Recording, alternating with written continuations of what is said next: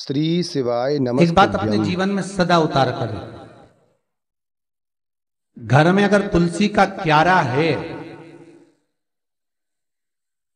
तो तुलसी महारानी हमें ये बता देती है कि हमारे घर में सुख आने वाला है कि दुख आने वाला।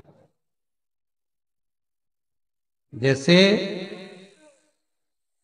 शनि अपना प्रकोप दे रहा है या शनि उतर रहा है, ये किसी से पूछने की जरूरत नहीं पड़ती, अपने आप मालूम पड़ जाता।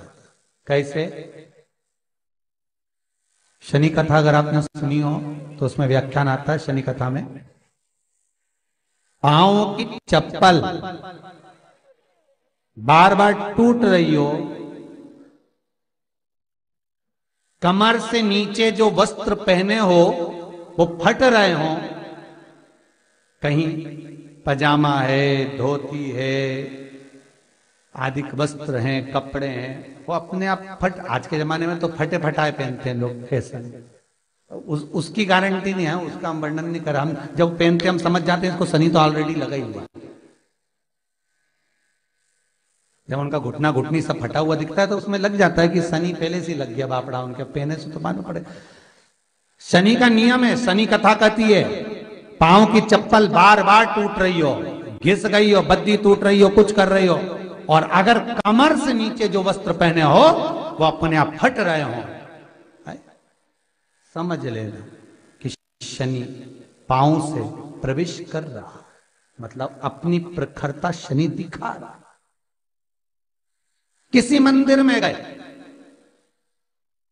महाराज और वहां जाने पर चप्पल चली गई तो समझ लेना शनि की कुदृष्टि अब पड़ना बंद होना चालू हो गया। कितना सुंदर कहा है महाराज। जूता चप्पल आज के जमाने में तो फैशन हो गई साहब, घर की चप्पल अलग होती है, बाहर की चप्पल अलग होती है। लोग घर में चप्पल किचन तक में पहन के जाते हैं। अरे पानी ले जाओ सीओर से, रसोई घर में लोग चप्पल पहन कर जाते हैं, जहां भगवान का प्रसाद बन रहा है, जहां अन्नपूर्णा निवास कर रही है, और पूछो तो करे किचन की चप्पल है तो माथे पे रख लो। तुम अपनी मां को जरूर देखना है एक बार, वो बूढ़ी मां कितनी बार किचन में चप्पल पहन कर गई, मुझे जरूर फोन कर कर बताना। बूढ़ी मां रसोई घर में आज भी बिना चप्पल के जाती है, और बहुओं की कहीं एड़ी नहीं फट जाए, ठंड नहीं बैठ जाए, इसलिए ये रसोई घर तक में चप्पल पहनकर जाती है। सूर्य नारायण की कथा पढ़ना, शनि महाराज की कथा पढ़ना, और गरुड़ पुराण की कथा पढ़ना। जिन जिन कथाओं का हम व्याख्यान कर रहे हैं उसको पढ़ना जरूर हो। क्या लिखा है? घर के अंदर जब चप्पल जाती है, रोग, बीमारी, कष्ट, तकलीफ चालू हो जाती है। तुमने चप्पल क्यों पहनी? ठंड नहीं बैठ जाए, रोग नहीं बैठ जाए। घर के अंदर उतना बढ़ गया, एक कालीन बिछा दो, एक दरी बिछा दो, मोटा आसन बिछा दो, जिस पर तुम चल लो। जरूरी है कि कई कई लोगों को तो हमने ये भी देखा कि कालीन पर भी चप्पल पहन के चलते, और ब्राह्मणों को भोजन परोस रहा है, गुरुजन को भोजन परोस रहा है, ठाकुर जी की थाली बना रहा है, ठाकुर जी का थाल लगा रहा है, तो भी चप्पल है पांव में। तेरा क्या होगा रे कालिया, क्या होगा? विचार तो करो। देह पड़ी रे जाए यहीं पर, फिर कुंडल और नगीना, क्या हरि नाम नहीं तो जीना। अभी भी सुधर जाओ रे, अभी भी सुधर जाओ, नहीं सुधरो तो सिधर जाओ रे, या तो सुधरो नहीं तो सिद्धरो, थोड़ा सुधरो। रसोई घर में अन्नपूर्णा रहती है, रसोई घर में शिव महापुराण की कथा कहती है जब भगवान शंकर को मां जगत जननी भोजन करा रही थी, शंकर जी ने वर मांगा था अन्नपूर्णा से, ए अन्नपूर्णे, तुम मेरे घर के बच्चों का भरण पोषण कर रही है। इस मृत्यु लोक में जितने मनुष्य जन्म लेते हैं ये मेरे पुत्र कहलाते हैं। तो अन्नपूर्णा ने कहा, चिंता मत करना भोलेनाथ, जिस जगह पर एक स्त्री, बेटी, कन्या या घर की बहू या बूढ़ी मां भोजन बनाएगी, उस जगह पर मैं अन्नपूर्णा उसके शरीर में प्रवेश करूंगी। और वो रसोई घर नहीं होगा, वो मेरा और तुम्हारा मंदिर कहलाएगा। अब मंदिर में चप्पल पहनकर भोजन का निर्माण करना ये श्रेष्ठता है। एक आसन पटक लो आप रसोई घर के अंदर, जिस आसन पे खड़े होकर आप भोजन बना लो, मोटा सा आसन रख लो, चप्पल की जरूरत ही नहीं। श्रीमद् भागवत कथा कर रही है तुलसी का मात्र, तो शनि अपनी दृष्टि बता देता है। शास्त्र कहता है जब घर के अंदर प्रवेश करने के, जब आप घर में प्रवेश करें तो एक कोने में चप्पल को उतार दें। बाहर जगह नहीं है तो घर के अंदर प्रवेश कर कर लेफ्ट में चप्पल को उतार दें,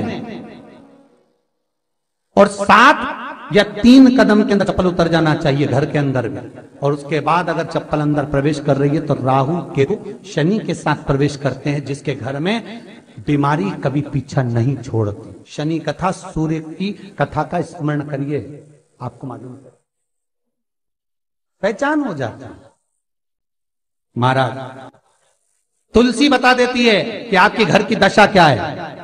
बार बार जल डालने के बाद भी तुलसी सूख रही है, बार बार आप पूजन कर रहे हैं, पाठ कर रहे हैं, तो भी तुलसी के दल सूख रहे हैं। तुलसी बता देगी कि तुम्हारे घर में तकलीफ आने वाली है, कष्ट आने वाला है, सूख रही है। किसी ने जरूर कुछ ना कुछ ऐसा है कि इसमें घर में कुछ तकलीफ आएगी, तुमने लगाया फिर सूखी, फिर लगाया फिर सूखी। तुलसा महारानी बता देती है कि कष्ट है। और जिस गमले की तुलसा घेर घमोर हो, फलित तो हो, आनंद में हो, तो उस घर में फिर दुख नहीं आता, समृद्धि खुद बढ़ती चली। जिन शंकर भगवान को आप जल चढ़ाते हो, जिन ठाकुर जी से आप लाड लड़ाते हो, जिन भगवान कृष्ण का आप स्मरण करते हो, राधा रानी का आप नाम जाप करते हो, जिस परमात्मा का आप भजन कर रहे हो, कीर्तन कर रहे हो, नाम जाप कर रहे हो, नाम स्मरण कर रहे हो, उससे तुम्हारा एक संबंध होना चाहिए, एक रिश्तेदारी होना चाहिए। और उससे जब तुम्हारा कोई संबंध रहेगा, उससे जब तुम्हारी कोई रिश्तेदारी रहेगी, तो उस रिश्तेदारी में जैसे ही आपके प्राण छूटे, और छूटते से ही आप जब गए, तो जाते ही आप कहोगे कि कृष्ण से मेरा ये संबंध है, वो मेरा पुत्र, वो मेरा भाई, वो मेरा बेटा, वो मेरा सगा, वो मेरा रिश्तेदार, वो मेरा कुटुंबी, वो मेरा पुत्र। जब कहोगे तो तुरंत प्रवेश हो जाए। महाराज भगवान से संबंध होना चाहिए। कई लोग भगवान को सवेरे से रिझाने बैठते हैं तो भगवान को बनी बनाई बात कहते हैं, ये पाठ कर लो, ये पाठ कर लो, ये पाठ कर लो, ये स्तुति कर लो, सारा बना बनाया। तुमने अपने दिल से कौन सी स्तुति गाई? तुमने अपने दिल से कौन सा भगवान को निवेदन करा, कौन सा नमन करा?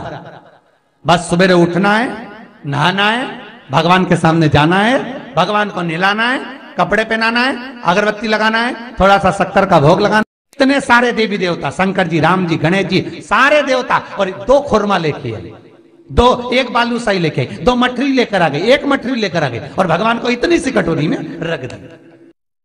अब बोले, कई लोगों से पूछा, इतनी सी कटोरी में 1 मठरी, 1 खुरमा, और रोज मठरी खुरमा एक साथ नहीं रखती, वो तो आज दिन मठरी का भोग लगा दिया, कल खुरमे का लगाएगी, परसों गुजिया का, परसों पपड़िया का, कोई डब्बे में भरे भराए रखे, रख दिया।